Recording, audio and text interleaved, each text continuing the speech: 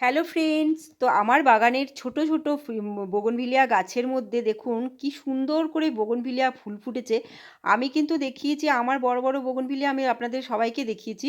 তো ছোট যে কাটিংগুলো থেকে আমি গাছগুলো করেছিলাম বা নতুন যে নার্সারি থেকে কিনেছিলাম সেই গাছগুলোতে যে কত সুন্দর করে ফুল ফুটেছে সেটা আজকে দেখাবো। আর এই ছোট ছোট গাছে যে এত সুন্দর করে ফুল ফুটে সেটা কি কি খাবার দিয়েছি এবং কি খাবার দেব সেটাও দেখাবো। দেখুন কালারগুলো কি সুন্দর, যেই ফুলে মানে কাগজ ফুল এতটাই সুন্দর দেখতে যে কোনো কালারের কিন্তু এই ফুলগুলোকে দেখতে ভালো লাগে। দেখুন আমি প্রথমে রানী কালার দেখালাম, তারপরে কিন্তু অরেঞ্জ দেখাচ্ছি। অরেঞ্জ আর রানীতে কিন্তু বাই কালার, খুব সুন্দর দেখতে একটা ফুল, দারুণ লাগে। আর এই সময় কিন্তু এই কালারটা হয়, বাদ বাকি সময় গাছটাতে অরেঞ্জ অরেঞ্জ অরেঞ্জ ফুলটা ফোটে। আর যেই শীতটার এরকম সময় হবে তখন কিন্তু এই দুটো কালার ফুলটা ফুটবে একই গাছে।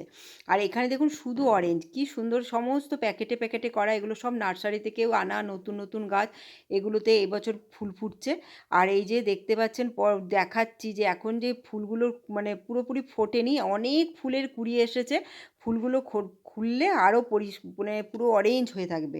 আর কাগজ ফুলের কুড়িগুলো এরকম না যে বোঝা যায় না যে কাগজ ফুলের কুড়ি এসছে, যখন ফুলগুলো ফোটে তখন বোঝা যায় যে এত ফুল। আর এই যে সাদা বোগনভিলিয়া, এটা তো বড় গাছ, এই গাছটাতে যে কত পরিমাণ ফুল আর কুড়ি আসছে, মানে এগুলো তাই পুরোপুরি এখনও মানে হয়নি, পুরো গাছ ভরে ফুলটা হয়নি।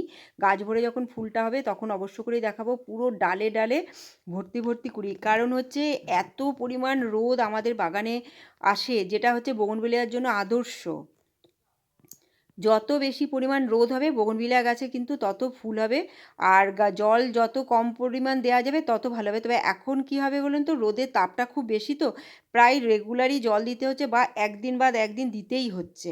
না হলে কি হচ্ছে, গাছের পাতাগুলো একদম ঝরে ঝরে পড়ে যাচ্ছে, শুকিয়ে যাচ্ছে, গাছের ফুলগুলোকেও দেখতে ভালো লাগছে না। তাই জন্য কি হচ্ছে, রেগুলার জলটা দিতে হবে এখন। একদিন বাদ একদিন দিলে বেশি ভালো। আর যদি একদম গাছ শুকিয়ে যায় তবে রেগুলারই দিতে হবে, যেটা আমাদের করতে হচ্ছে যেহেতু আমাদের বাগানে প্রচুর রোদ, তাই জন্য। আর এইতেই কিন্তু ফুল আসবে, কারণ হচ্ছে যে একদমই আসবে না সেটা নয়, কারণ এতদিন তো রোদ খুব পেয়েছে আর জল কম পেয়েছে। এখন সেই রোদটাতেই কিন্তু এদের গাছে কুড়ি চলে এসেছে অলরেডি। আর এই যে আরেকটা ছোট গাছ দেখাচ্ছি, এই গাছেও প্রথম ফুল ফুটেছে, দেখুন কি সুন্দর দেখতে লাগছে। আসলে কথা হচ্ছে যে গাছে বাগানে তো অনেক রকমের ফুল আছে, তার মধ্যে যে এই কালারফুল যে কাগজ ফুলগুলো ফুটছে, এটা মানে না দেখিয়ে আপনাদেরকে পারলাম না। প্রত্যেকের বাড়িতেই এখন কিন্তু ভালো ভালো কাগজ ফুল ফুটছে। তার তার মধ্যেও আমি দেখাচ্ছি যে এগুলো কাটিং থেকে যে গাছগুলো আমি রেডি করেছি সেগুলো জন্য আরও বিশেষ করে দেখাচ্ছি যে ওই গাছগুলোতে কি সুন্দর করে আমার ফুল এসেছে। আর খাবার বলতে আমি কি করতাম, যখন গাছগুলো ছোট ছিল, গাছগুলোকে বাঁচানোর জন্য খালি খোল জল দিতাম, কখনো গোবর ভেজানো জল দিতাম, এপসম সল্ট দিয়েছি যাতে গাছগুলো খুব ভালো থাকে। এবার তারপরে আমি কিন্তু মিক্স খাবার দিয়েছিলাম। এবার এই যে ফুলটা দেখছেন এটা কিন্তু একদম কাটিং থেকে রেডি করা, সেই বাই কালারটা যেটা বললাম অরেঞ্জ আর রানির মধ্যে, দেখুন ওখান থেকে আমি কিন্তু কাটিং করেছিলাম। কি সুন্দর করে ফুলটা ফুটেছে, একটা ব্রাঞ্চ হয়েছে, সাইড দিয়ে দুটো ব্রাঞ্চ হয়েছে, ওইগুলোতে এখন আসছে কুড়ি। ফুলটা এখনও ভালো করে ফোটেনি, কিন্তু মানে ওপরের যে মেন ডালটা দেখুন, এটাতে কিন্তু ফুলটা ফুটেছে সুন্দর করে। আর এখন যে গাছের মধ্যে এখন কন্টিনিউ ৩-৪ মাস কিন্তু আমরা বাগানে এই ফুলগুলোকে, কাগজ ফুলগুলোকে পাবো, তাই জন্য ভালো ভালো খাবার দেবো। এটা দেখুন, এটা যে দেখছেন এই যে এইরকম ঝুরঝুরে, এটা কিন্তু কিচেন কম্পোস্ট।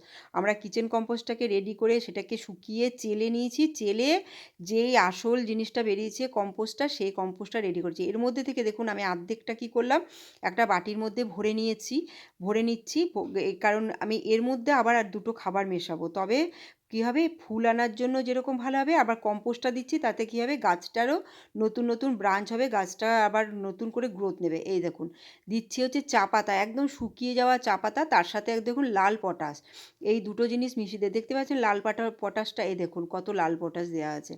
পটাশটা দিয়েছি, তাতে কী হবে, ফুল হবে, অবশ্য করে দেবেন। আর এই যে চা পাতাটা একদম ভালো করে শুকিয়ে নেবেন, তবে কিন্তু কোনো ফাঙ্গাস লাগবে না গাছে।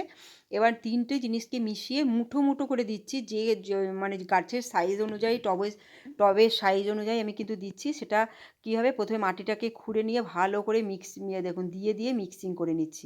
আমার মাটি এরকম ঝুরঝুরেই থাকে, একটু হাত লাগালেই বা একটা কিছু দিয়ে খুললেই কিন্তু প্রচুর একদম ঝুরঝুর করে মাটি খুঁড়ে যাবে, কোনো অসুবিধে হয় না।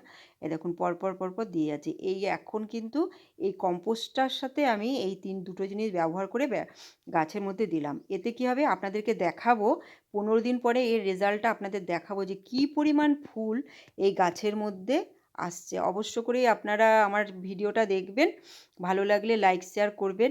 আর একটুখানি অপেক্ষা করে আপনারা দেখুন বড় ভিডিওগুলো, দেখুন অনেকগুলো জিনিস আমি বলে দিলাম। অনেকের বাগানেই আমি দেখেছি ফুল আসছে না, তাদের জন্য এই ভিডিওটা খুব কাজে লাগবে। কী খাবার দেবেন যাতে গাছে গ্রোথও হয়, তার সাথে সাথে ফুলও হয়। তো আশা করছি ভিডিওটা আপনাদের নিশ্চয়ই ভালো লেগেছে।